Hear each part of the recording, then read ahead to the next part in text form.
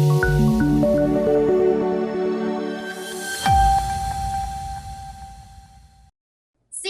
કોંગ્રેસે રેલી યોજી તોરણી પ્રાથમિક શાળાના નરાધમ આચાર્યને ફાંસીની માંગ સાથે મામલતદારને આવેદનપત્ર પાઠવવામાં આવ્યું। દાહોદ જિલ્લાના સિંગવડ તાલુકામાં આવેલી તોરણી પ્રાથમિક શાળામાં ધોરણ 1માં અભ્યાસ કરતી 6 વર્ષીય માસૂમ વિદ્યાર્થીની સાથે શાળાના 56 વર્ષીય આચાર્યએ પોતાની કારમાં જ દુષ્કર્મનો પ્રયાસ કરી હત્યા કરી દેવાની ચકચારી ઘટનાના ઘેરા પ્રત્યાઘાતો પડ્યા છે। ત્યારે આચાર્યને ફાંસીની સજા આપવામાં આવે તેવી લોકમાંગ ઉઠી રહી છે। ત્યારે આ હત્યારા આચાર્યને ફાંસીની સજા મળે તે માટે ગરબાડા વિધાનસભાના કોંગ્રેસના પૂર્વ ધારાસભ્ય ચંદ્રિકાબેન બારિયાની આગેવાનીમાં યુથ કોંગ્રેસના કાર્યકરો સાથે રેલી સ્વરૂપે આરોપીને ફાંસી આપો તેવા સૂત્રોચ્ચાર સાથે સિંગવડ મામલતદાર કચેરી પહોંચીને મામલતદારને આવેદનપત્ર પાઠવવામાં આવ્યું હતું। જાહેરાત કરવામાં નથી આવી તો આપના માધ્યમથી અમે રજૂઆત કરીએ છીએ કે આ બાળકીના પરિવારને વળતર આપવામાં આવે। બીજી વાત એ કે અવારનવાર બનાવો બને કે આવો એક ગંભીર પ્રશ્ન બન્યા છતાં ગઈકાલે જે સુખસરની એક ઘટના છે કે જ્યાં એક મહિલા સાથે બળાત્કાર ગુજારવામાં આવ્યો અને ગરાડુની જે બાળકી 11મા ધોરણમાં અભ્યાસ કરતી એ બાળકી સાંજે 5 વાગે ઘરે જતી હતી અને 4 માણસોએ એમને રેપ કરવાની કોશિશ કરી। તો આપના માધ્યમથી સરકારને કહેવા માંગીએ છીએ કે આવા લોકો પર કડક ને કડક કાર્યવાહી થાય અને સાથે આરએસએસમાં રહેલા માણસો જે આવા કૃત્યો કરે છે તો અમારી માંગ છે કે આવા આરએસએસમાંથી પણ આવા લોકોને કાઢી અને આરએસએસ પર પ્રતિબંધ લગાડવા માટે અમે આપને આવેદનપત્ર આપીએ છીએ। તોરણી પ્રાથમિક શાળામાં જે બનાવ બન્યો 6 વર્ષની માસૂમ બાળકી પર બળાત્કાર કરી અને હત્યા નિપજાવી આવા નરાધમ આચાર્ય જે ગોવિંદ નટને હજુ સુધી આ સરકારે ફાંસી નથી આપી એના વિરોધમાં અમે દાહોદ જિલ્લા કોંગ્રેસ સમિતિ અને દાહોદ જિલ્લા યુથ કોંગ્રેસ સમિતિ વતી મામલેદાર સાહેબને આવેદનપત્ર આપ્યું।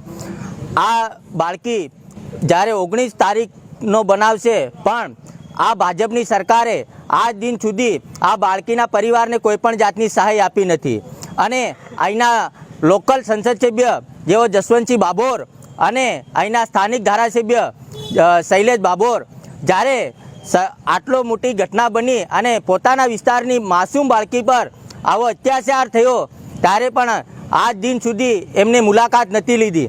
પણ જ્યારે લોકોનો આક્રોશ અને સરકાર વિરોધી જ્યારે લોકો રસ્તા પર ઉતર્યા ત્યારે ખાલી ફોટોશૂટ કરાવવા માટે અહીંના સંસદ સભ્ય અને અહીંના ધારાસભ્ય જ્યારે ગયા પણ એમને એક પણ જાતની સહાયની કે કોઈ પણ જાતની એ પરિવાર સાથે સાંત્વનાની વાત નહોતી કરી। માત્ર લોકોને દેખાડવા માટે એમના ઘરે ગયા। આપના મીડિયાના માધ્યમથી અમે કહેવા માંગીએ છીએ કે આ ગોવિંદ નટને આજે 9મો દિવસ ચાલે છે છતાં પણ હજી ફાંસી નથી આપી તો આવા શિક્ષકને શું આ સરકાર સાવરવા માંગે છે? એના માટે અમે તમામ સમાજના આગેવાનો કોંગ્રેસ સમિતિ અમે માંગણી કરીએ છીએ કે ટૂંક સમયમાં આવા નરાધમને ફાંસીની સજા આપવી જોઈએ અને જો આ સરકારથી કદાચ ફાંસીની સજા નહીં આપવાની હોય તો અમને સોંપી દે, અમે એને ગોળી મારીને પણ હત્યા કરી દઈશું। સાહેબ અમારે જેલમાં પણ જવું પડે તો કોઈ વાંધો નહીં, પણ આવા અત્યાચાર કરનાર પર કોઈ પણ જાતની રહેમ આ સરકાર કરી રહી છે એવું લાગી રહ્યું છે। એટલે ખાસ કરીને અમે ફરી વિનંતી કરીએ છીએ કે આ બાળકીને તાત્કાલિક ધોરણે મુખ્યમંત્રી ફંડમાંથી સહાય આપવામાં આવે અને આ પરિવારને સુરક્ષિત રહેવાની જગ્યા પણ આપે અને એને પ્રોડક્શન આપે એવી અમે માંગણી કરીએ છીએ। જય હિન્દ, જય ભારત। આજે સિંગવડ મુકામે 19 તારીખે જે તોરણી પ્રાથમિક શાળામાં નાની બાળકી 6 વર્ષ બાળકીનો બનાવ બન્યો એના અનુસંધાનમાં આજે યુથ કોંગ્રેસ તરફથી આવેદનપત્ર આપવામાં આવ્યું છે। એમાં શાળાનો જ આચાર્ય અને 6 વર્ષની નાની બાળકી આ તમામ બહેનો આજુબાજુ ઊભી છે એમને કહેવા માંગુ છું, આપણે બધી બાળકીઓ આપણા ઘરમાં જન્મેલી હોય છે, તમે કોને જોઈને બીવો છો? આવા આચાર્યને તો આચાર્ય ના કહેવાય, ગુરુજી ના કહેવાય, લફંડ આચાર્ય એને આપણે તે દિવસ જ એની સ્કૂલમાંથી કાઢીને આપણે મહિલાઓએ એને ધોઈ નાખવો જોઈએ. પણ આ ભાજપની સરકારમાં આ આરએસએસ ને જે સાવરવાનું કામ કર્યું છે, આરએસએસ ને જે ભાજપનું કામ કરે છે, આવા શિક્ષકો અમુક શાળામાં ઘણી બધી જગ્યાએ છે. ત્યારે શિક્ષણ મંત્રીને અમે કહેવા માંગીએ છીએ, સાહેબ આપ બી આદિવાસી છો અને અહીંના દાહોદ જિલ્લાના પ્રભારી છો, તો તમને અમે કહેવા માંગીએ છીએ આવા દીકરીઓના જે કાર્યો થાય છે, આ નરાધમને, આવા શિક્ષક નરાધમને તાત્કાલિક ફાંસી આપવી જોઈએ, એને કોઈ રાહ દેખવી ના જોઈએ.